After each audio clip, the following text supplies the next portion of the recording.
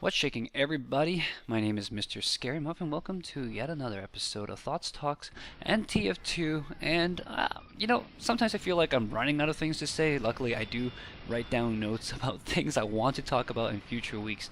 But we got about 16 minutes to fill from this clip today, so I'm going to take my time, talk a little bit slower. I hope you don't mind. It's going to be a little bit more ranty. Last week, we did talk about coming back home again in terms of video games, and true to form, I haven't played TF2 that much for about a month and a half now. But recently, just a couple days ago, I picked it back up again, started playing, and it was just like riding a bike. I think the first game I played, I already went top of the scoreboard, but of course, when you're on a pub and you're playing heavy, that kind of stuff tends to happen.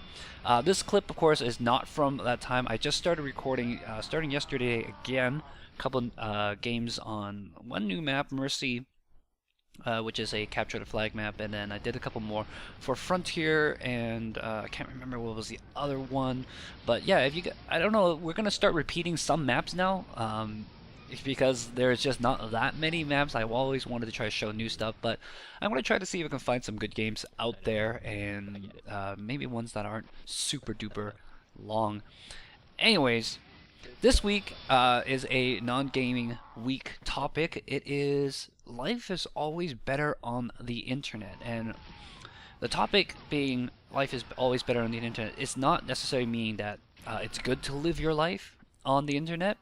What I mean by that is when you see somebody's life on the internet, it always seems so friggin' amazing. I mean, if you look at Instagram, you're like, wow, these people are going out to eat all the time and they're taking a lot of pictures of food.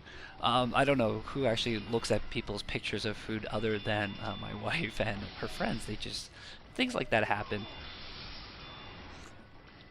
But yeah, anyways, so the thing I want to talk about is people usually on the internet, especially like Facebook and stuff like that, they usually only show you two things. They either show you what's really going well in their life. They're like, yeah, I got my graduation, or check out these awesome professional photographs I took after putting on a lot of makeup, or hey, I got this awesome dress, or I'm hanging with all my friends and all that kind of stuff. Even just hanging out with your friends, right? People seem to be living such a happy, great life going on the internet. And then the other thing that people tend to put up is these like vague, oh, I hate my life, blah blah blah. And then it's kind of the ones where like it begs the question, like, hey, what's going on? You want to talk about it? I'd never really tell my friends that. If they want to talk to somebody about something, they can come to me. But really, like, I don't know, people just asking for attention like that never really rings that well for me. I do, if it's a person like in real life, I see that they're looking down, like I'm like hanging out with them and they're not looking like they're having a good time, then yeah, I'll go like, hey man, you okay? All right, you want to talk about it? But if it's on the internet, I don't know, it's less kosher that way. But yeah, so life always seems pretty cheerful or super vague, not really attention getting, not happy online.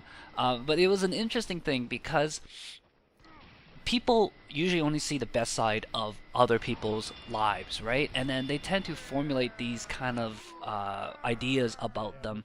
For example, if you guys were looking at me, even, right? I'm not saying that I'm living a super great life, but online, you guys viewers are going to be like, hey man, Muffin gets to play video games all day and he's doing pretty good, and he's got a wife who plays games with him, and like, hey, his life is pretty great, and hey, I like my life. I don't mind it. I wouldn't trade my life for anybody else, but I'm not going to say my life is perfect either.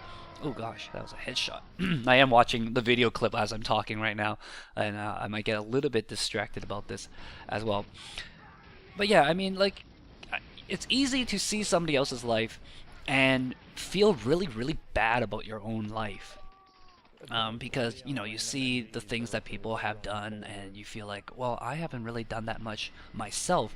But there are things that you've done that other people have not done, and if not, then go out and do it. No, I'm just joking. The thing is that there's no point looking at other people and feeling bad about yourself. That's not gonna help you any. And I say this like it's a simple thing, and I mean, a lot of people, you guys are kind of rolling your eyes right now, going, well, yeah, that's obvious. But I think it bears being said, and this goes back to that episode where I was talking about giving advice, right? I'm telling you guys this not because I want you to believe me or anything, I'm just telling you because I want to tell you. And hopefully, if you guys are feeling down sometime, you guys will remember something and you feel a little bit better about yourself. It takes effort to be happy. You literally have to work at being happy. Um, sure, it takes more muscles to frown than it takes to smile and all that kind of stuff. But mentally, emotionally, it's really hard to be happy all the time. It's really hard to be um, excited and energetic in your entire life, kind of thing. I think the Dalai Lama has a book called The Art of Happiness. I could be wrong about the title here, but one of my friends who I used to do kickboxing with, he loved that book to bit, and he lived by it. Right? It's not an option of am I happy right now or am I not happy. It's rather is do I choose to be happy at any given time. He talked about this guy because he used to work at a home hardware-ish kind of shop, and there was a guy who always comes by to buy stuff, and he would be like, "How are you doing today?" And the guy's like, "I'm doing fantastic, thanks." And he was like astounded because every time he asked him, "How are you doing?" he'll always be like, "I'm doing freaking fantastic." And he's like, "How are you always so happy?" And then he's just like, "Because I choose to be." And it was, to him, it was a big eye opener, and he started living that kind of way as well. And despite all hardships, despite whatever kind of conditions he's always like the most cheerful, like spiritually and super confident kind of guy I know. But you know what? It's not just because he's living an awesome life, not just because it's easy for him to do it, but because he just chooses to be that way. It is his option, it is his choice to be happy. And that's the kind of thing. It's like, find out what makes you happy. Think happy thoughts, basically. And it's hard, and you have to work at it. It's true. Um, I'm not saying that it's gonna be easy, and I'm not saying that like, oh, here, let's just be a surface problem, a surface kind of thing. Like, even if your life isn't terrible, just show a happy face, kind of stuff. But thinking and pretending to be happy leads to happiness. It's a kind of a weird thing where if you visualize it, your body will get into that mode as well, and you can actually trick yourself into doing it. But it's a vicious cycle, right? Right? If you're doing terrible, and then you're gonna be sad or depressed about it, and then that's going to make you feel even more worse, and that's going to make you do even worse, right? You have to break the cycle somewhere, right? And if you don't feel like you can turn your life around on its heels and suddenly do better in order to make yourself feel better, then why not try the other part? Why not choose to be happy, and then maybe eventually your life will turn around as well, and that will start the new cycle, which is a vicious cycle in a positive trend. It's just a food for thought kind of thing, and I thought I want to share that with you guys a little bit. I actually somebody on Facebook, no less, linked me to this comic, and it was like this depression comic or something, and it was about a guy, and I think it was written by an artist or drawn by an artist who was suffering from actual depression, like a serious issue in the brain or something or another, and the comic shows like how people feel and stuff like that, and like how people suffering from depression actually are. And it's easy for people to say like, oh man, I'm suffering from depression, I must be manic depressive or whatever kind of stuff. But like, I was reading through this comic, and I read through maybe 10 20 strips, comic strips of it, and it really kind of like go like, yeah, no, anytime when I was like a teenager or anything, and I thought like, oh, I'm so depressed, I'm so angsty and stuff like that, I was nowhere as like messed up as this guy kind of thing. It was things like, hey, if you did something good, right? If you did well in the video game, or you did well in school or something, you did a success kind of thing, you'd be like, bam, success, yeah, fist pump, so excited, happiness, oh, like a flush of relief and that kind of stuff goes through you. But this guy in the comic is like, this is a normal person. Success, they're like, woo! And then him, success, they're like, oh my god, I got lucky. Oh gosh, I don't know what to do next.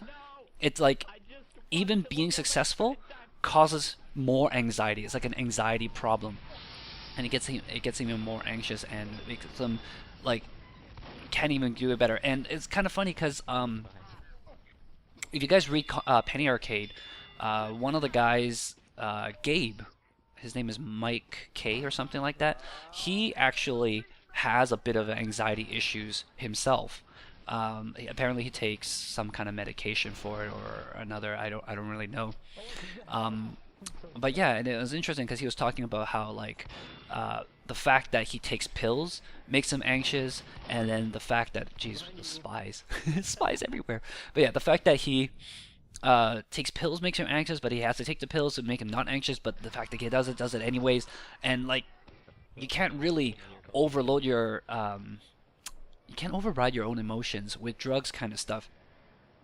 And again, I go back to that depression comic where there was one about drugs, right? Like, I've never really felt comfortable with antidepressants. I know some people swear by it. Like, I had a university professor who actually was on, like, Prozac or something, and he was like, yeah, this is great, it helps me, kind of stuff. But then in the depression comic, there's guys like, how I feel normally, and he was like this doom and gloom kind of guy, and then how I feel on drugs, and it's like Botox on your face. It's like, the medicine's like pulling your face and stretching it into a like kind of a smile kind of thing. It's like Botox kind of thing, and it was kind of disturbing, right? Because you know the guy is like, yeah, it's a surface thing again, right?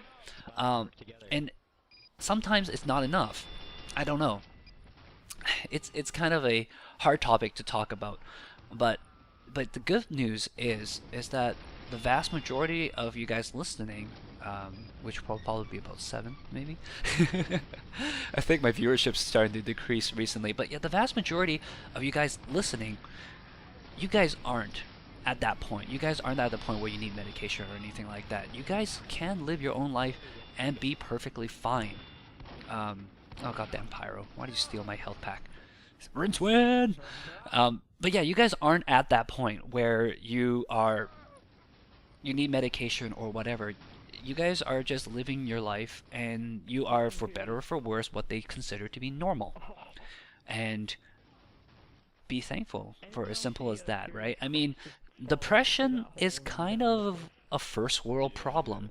Not being happy enough is kind of a first world problem. The fact that you can afford to feel bad about your non-successes, the fact that you feel bad about doing bad in school or having no friends in high school or having, you're bad at video games or whatever, that kind of stuff, all those things, first world problems. Because, hey, guess what? You actually get to go to school. You get all these kind of things.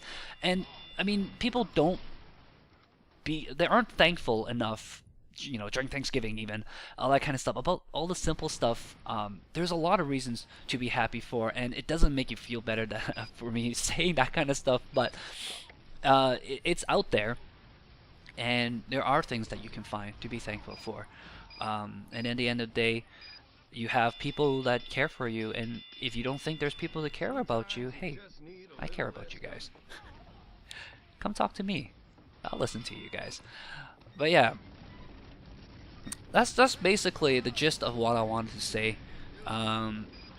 Life, if you compare yourself to the picture perfect thing that people have online, if that's what you're seeing and that's what you're basing how happy you should be or how good your life is, you're doing it wrong, because that is kind of a skewed image. People rarely show that they're having troubles, right? You have, I think there was an article I was reading, which is why it got me on this topic, and it was like, yeah, you see the happy couple, they take the picture in front of the zoo or whatever stuff, but you don't see the argument that they were having just like 5 minutes before, about whether the guy should park further away or waste gas trying to find a parking place closer. Like, how come the girl is so lazy, doesn't even want to walk, but hey, maybe you should try high heels sometimes, that kind of stuff, right?